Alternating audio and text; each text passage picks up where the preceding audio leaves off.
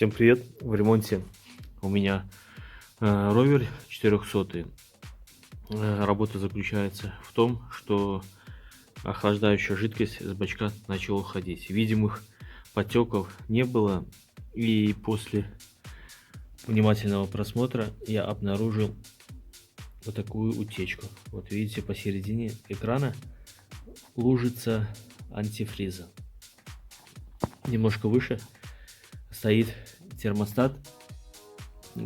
Обычная проблема в нем: лопается корпус. И есть у меня вот такая штука, эндоскоп, или как он называется, с Алиэкспресс. Короче, залезть посмотреть нельзя было, но с помощью вот этой штуки, короче, залезли и посмотрели, что из-под корпуса термостата сочится охлаждающая жидкость. Так что сам термостат, корпус, все будем снимать. Может быть, резинку надо будет поменять, уплотнительную, и будет достаточно. Короче, будем снимать, смотреть, и заодно поменяю температурный датчик, который идет на панель приборов. Вот такой он стоит. Стоит он вот один датчик, а снизу второй. Ну, сейчас сливаем охлаждающую жидкость и снимаем корпус. Как снимать я не буду показывать, я сначала его полностью сниму и покажу, как он крепится.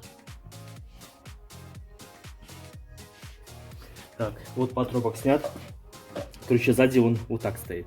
Для того, чтобы его снять, снимаем патрубок задний. После этого после этого откручиваем вот этот болт крепления к блоку и нижний болт. Этот или этот, смотри, какой у вас будет зажат. После этого снимаем дальний патрубок. И все. После этого отсоединяем, короче, трубку в сторону рулевого колеса отодвигаем. И эту трубочку достаем. У нас остается вот корпус термостата, который крепится только вот на этот болт, который мы уже открутили. И после этого мы просто вытягиваем корпус термостата из блока. У меня утечка была вот здесь снизу. Как видите, кто-то герметиком уже мазал. Так что я сейчас посмотрю, может быть, получится у меня поменять резинку, потому что она в довольно плохом состоянии. И буду все собирать обратно. Короче, вот корпус термостата, он уже реставрировался. Он был лопнут, и здесь металлическая вставка была вставлена. И думал, просто резинка износилась, но внимательно присмотрел. Вот, видите? Вот эта трещинка. Короче, корпус треснул, и через него начала охлаждайка проступать. Что я теперь делаю? Короче, промажу эпоксидной полиэфирной смолой, потом нитками, этими, короче, прочными, потом напишу, как они называются, обмотаю и несколько слоев буду заматывать, тем самым придам герметичность и прочность корпуса, чтобы он не расходился. Вот так получилось. Короче, где была трещина сверху, я ее немножко паяльником прошелся, чтобы трещину эту немножко растаяла. После этого, вот видите, нитки эти, обмотал нитками, наверное, слоев 10. Между слоями полиэфирную смолу. Вот такая. Короче, промазывал. Вот так получилось.